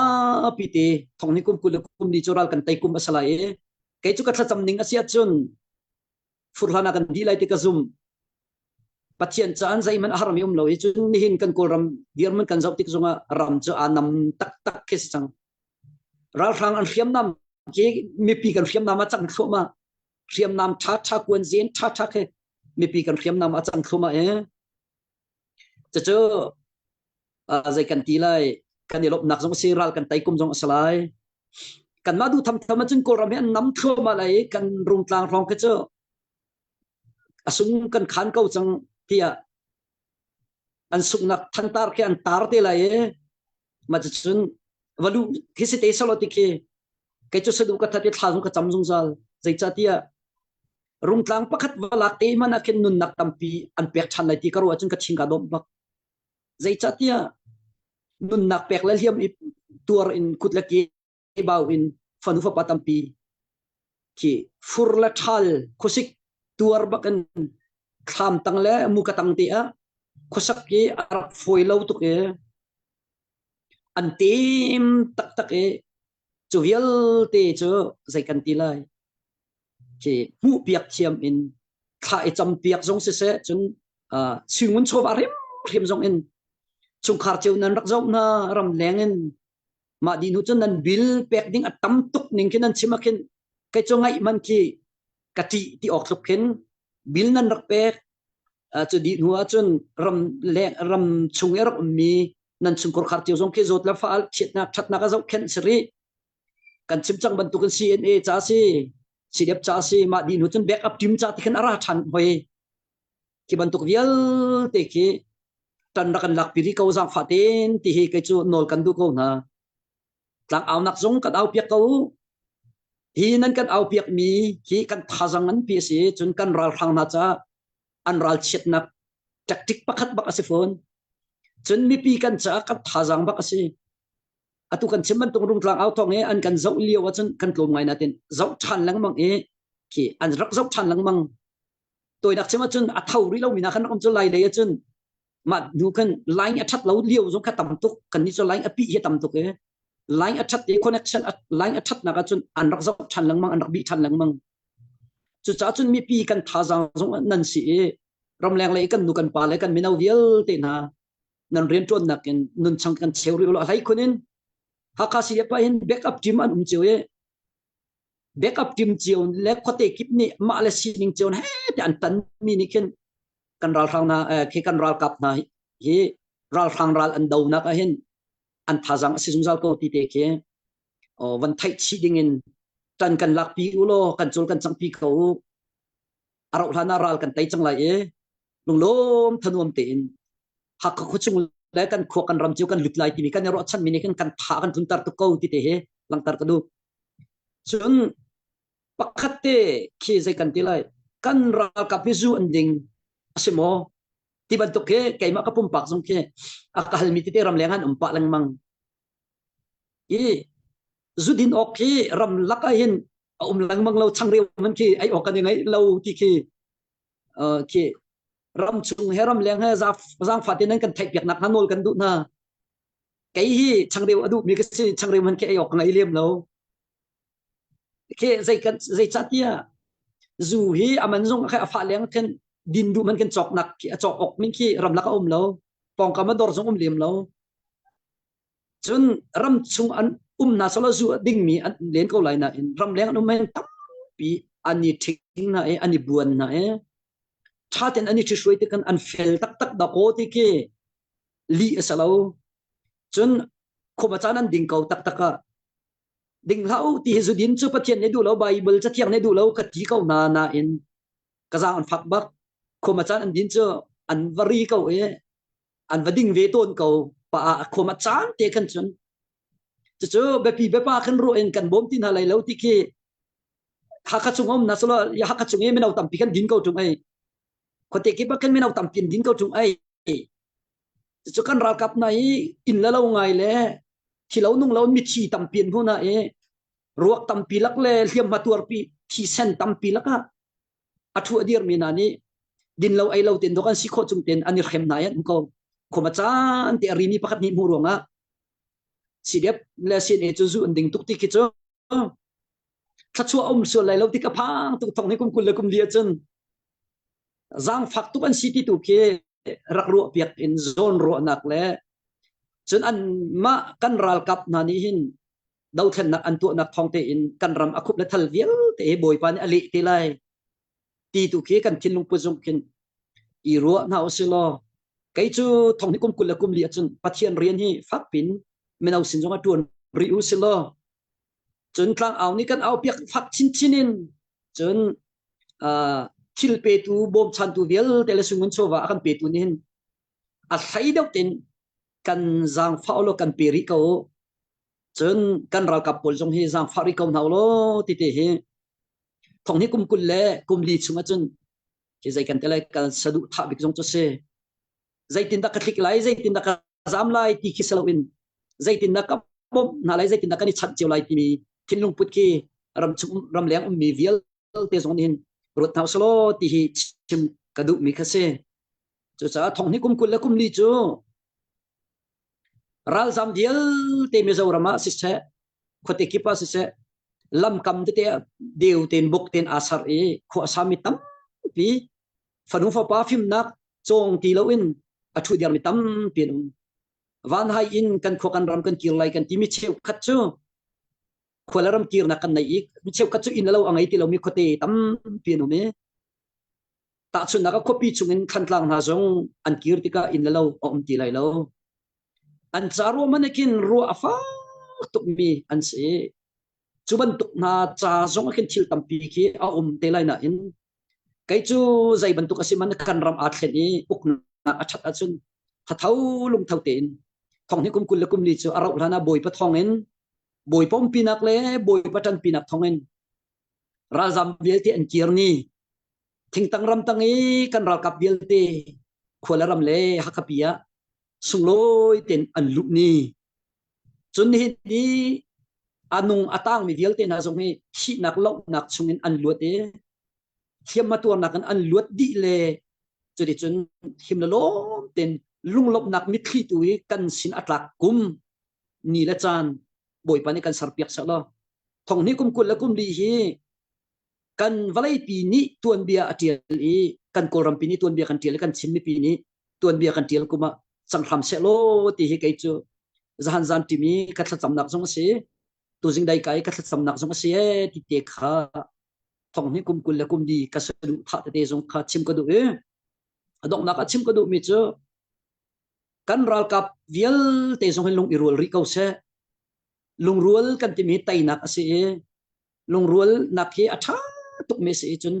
an naki chiwa pathian nin akadot tuk jisu nin kaimai akadot kaima mi sola san tai lo chan bau kham oka walai chunga rai kalvari vai lam chunga adun nak ape kham je mi fa ka si ti hi kan ral kap vial te na ni se kan mi pi vial te na ni thai bu te in thong ni kum kul le kum li hi pathian zum bu te le pathian ti bu te le bau chan bu ten kar kan han kuma chang chiu se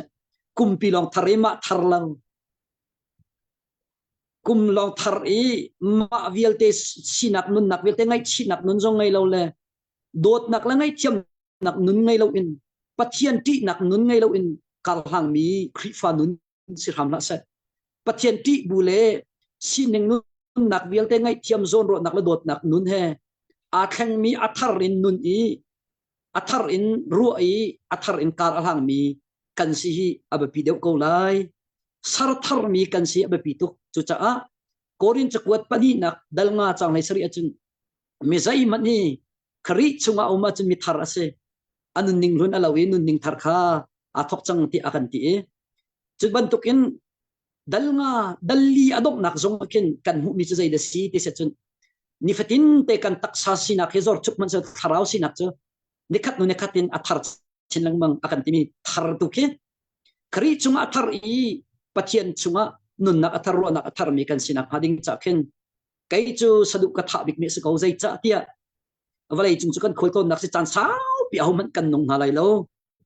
tu kum chunga mitam pi kan thi kho tu kum chunga hin mitam pi kan zo kho mitam pi tu kum thong ni kum kul li kum li zong hin za long te le lu ten kan kho zai zong bial te pathian kuta si cha zai zong bial te nun nak angai i dam nak angai khacho bial te ngai tu pathian ti butele ama dot nak ngal butele zup buten thong ni kum kul kum li hi ram chung ram leng kar hang ti din haus lo pathian minin kan pathian bob nak thongen dau khan nak adi i ral kan tai i kan in kan lo kan kho kan ram kan khri fa bu kan sang kan leng kan lu ni kan lu kum kan lu tha chang tham ko se tin ka biak dong tar lai nan zapi boy panit so na pe ko na se kalum tu se kani lom tu ru shan sevan machmi lom tok mi pi jong ne tha jang tam pin la la ti zu na ka nai tunai na vun chim mi chung vun char ka du mi chu vaya ram laka buk te te jong bakalin krusa na ka vatua thong thabia na ka chim ti na vun ti e chulang slawn ready peng ka sin na vun ti mi te khan kalung avuni hui ngai cha pathian rian tun tu tak tak tharau tlau min ha thlai du na thinlung ruwa zain tla zone ruwa na thinlung tak tak na nai ti kha ka vun mu ve cha kha na chunga lop na tampin nei cheu khat even tampi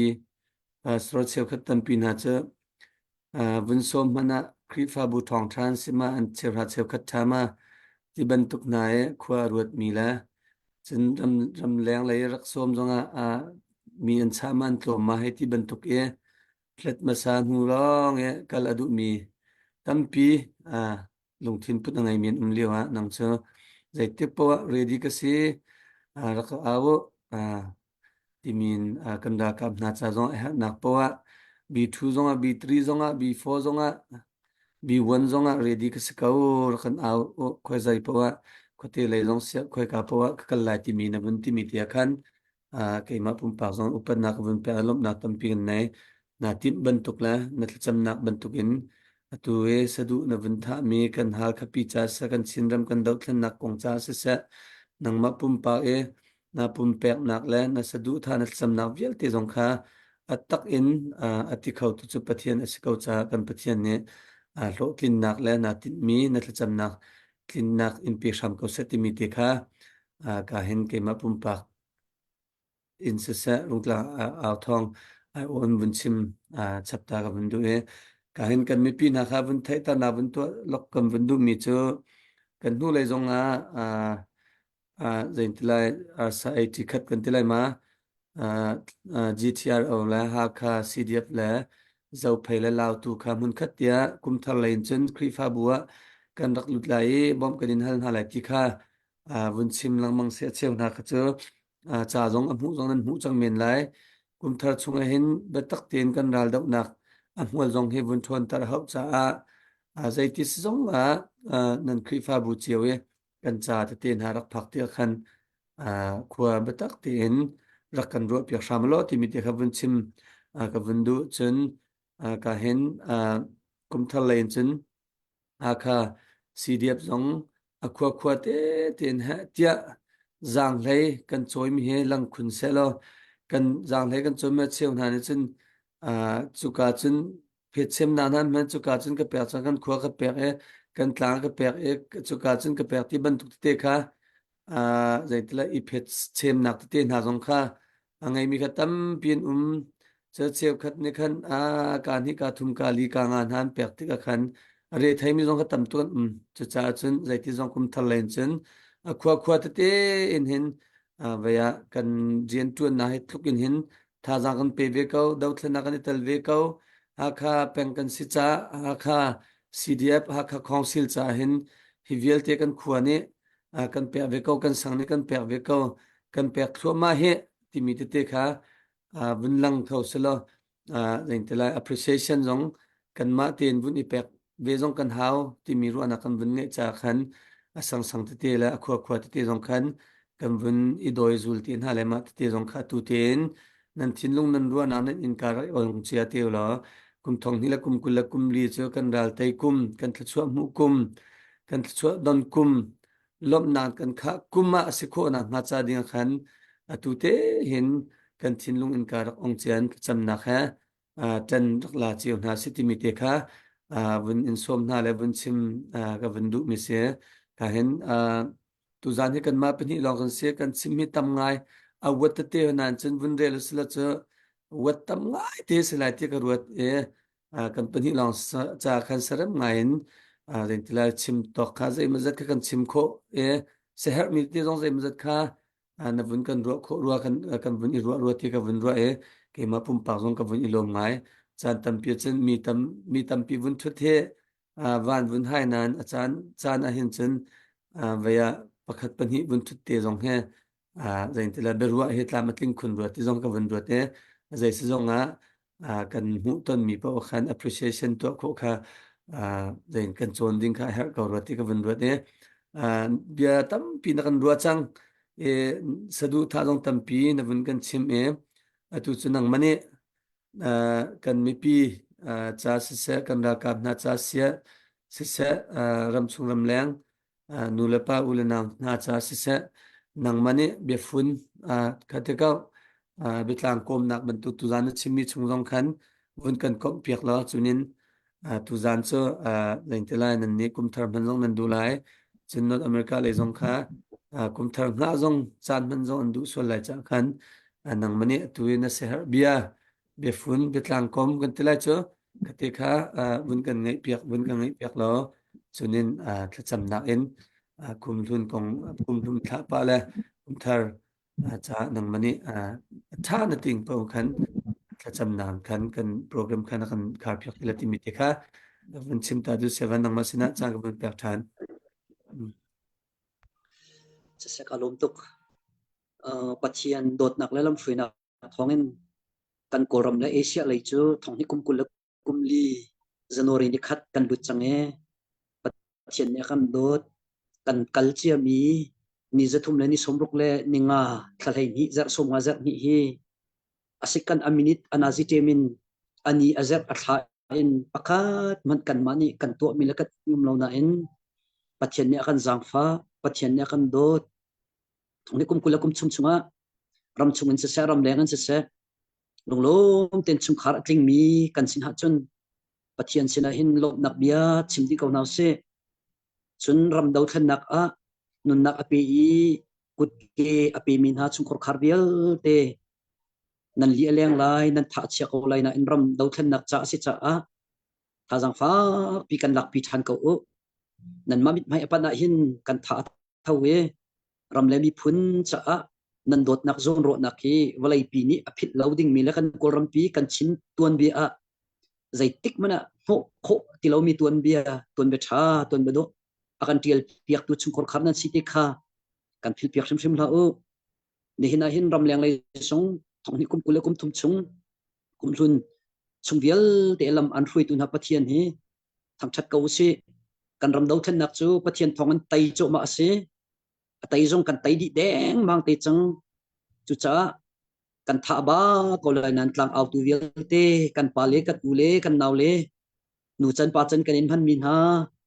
nan tuan mi rian te hi kan nek pek ko lo akan bom akan chan tu ram chung ram leng vial te jong kan bom ri ko o kan ral kap na hi an ba tu an tem tuk an nge chet tuk an lung adong ngai ve ko na an hek tul ma le nan mani nan kan dir pi chung pau cha an dir zung zal ko lai chun aro han jong ral hi tai di asi chang lai e lung lom te in kan tuan chi mi thai par vial te zun chan kan phan dang chang ti te he kan thil lung putin ro chung zal ko se ram chung ram leng vial te kum thar chung e kum thong ni kum kul le kum li chung alit mi vial te kan sia kum thar dong ding in tu zana cha atim tu mi ni tlak lai vial te nan zapi boy pani khatsona pedi kau na se jisu ni akan do tuk ki te hi kai chu chim kan du na kan boy pa jisu khri ni hin van chung sun par nak bil te kal takin valai mi nang mal kai ma sual salin kan luati hel chung kan luati du dim nun na ke valai chung zong kan mu e van chung ram kan tharau ni achau nak ha Calvary vailam atak long bakin anun nak apeki nang mala kai mai akan khap mi akan lutar chang mi kan se kan bechim mi kan khro mi le kan thil tu mi hi boy pa angai chet mi ase sol mo chu cha chun fa pin irot na usilo ni hin arkra lai mi chana hin pathian sina bauchan bule ama lom tarbu ten kan nun hi i chek cheun hause chu cha chun mai lei dau than na kan tu nak ram chunga hin krifa atimi chin mi lai mi nang la kai ma hi pathian do tuk mi kan si pathian khap mi kan si pathian nilam akan hui mi kan si pathian umpi mi kan si pathian hu phet mi kan si ti hi zaitik mana rakfir shim la lo ti hi ka betlang kom na ka chim ko du bible cha thiang pakhat ti kar rilai ima din hu chun tha kar cham te lai bible cha te kar huil ta lai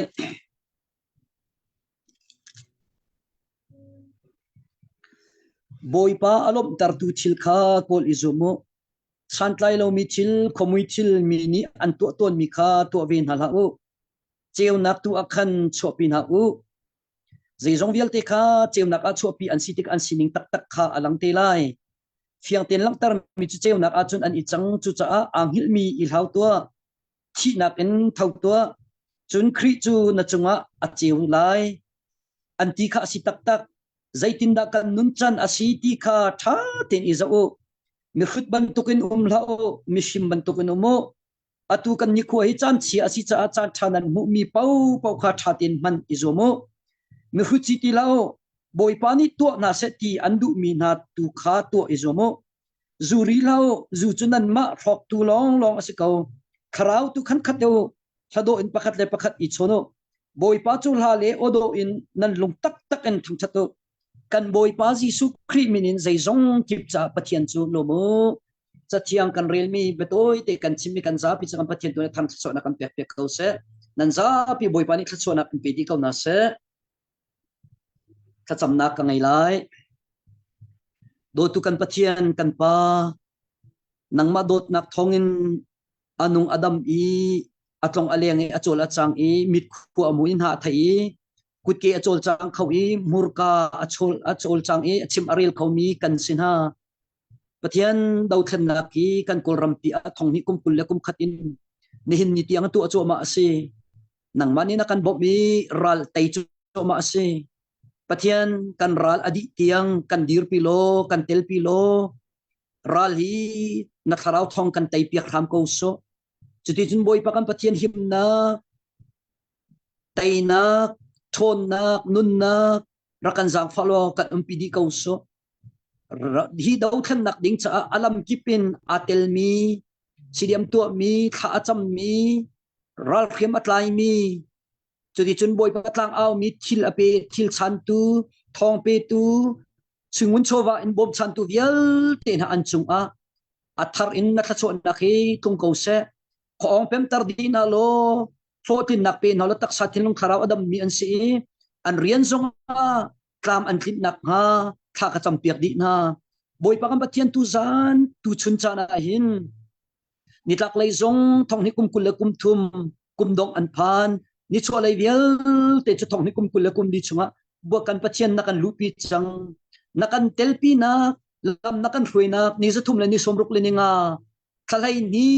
zar som ngale zar ni chan kan man mi vial te chunga lunglom ten chan na kan man tar boy pa kan lom ngai chia mi vial te thong ni kum kul le kum li achun lunglom na ro nak tar thajang tar thon nak tar pe di than ko na lon hem than ko na se zung mi vial te Jisu na min andam na kha kan cham mi thong tlang ngai chia mi vial te na Jisu na minin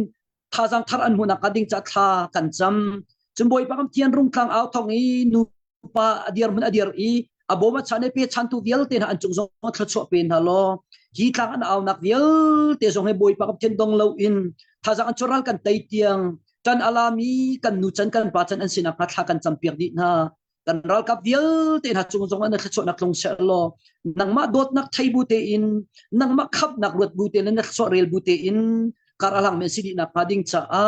tho kan chu ram ko so thong ni kum kula kum ni chung zong kan pathian ni se thum la ni somruk le nga kan kalai khalai ni zar som nga le zar ni boy pa kal reading kan si kan pathian kan kalpi ko kan dir pi ko kan hup pheng lo tai nak chung kar kan pi ko so tin sin kha kan cham boy pa tu zan chan le tu chun chan bia kan ro mi na bia kan chim mi sadu tha bial te le boy pa kan pathian thong ni kum kula kum thum chungi kar kan han mi vial te kan chai kan mai mi vial te nang ma sun parlen ngan nak ding cha se selo atha bikin ara lai mi chan jong lam kan thui ko so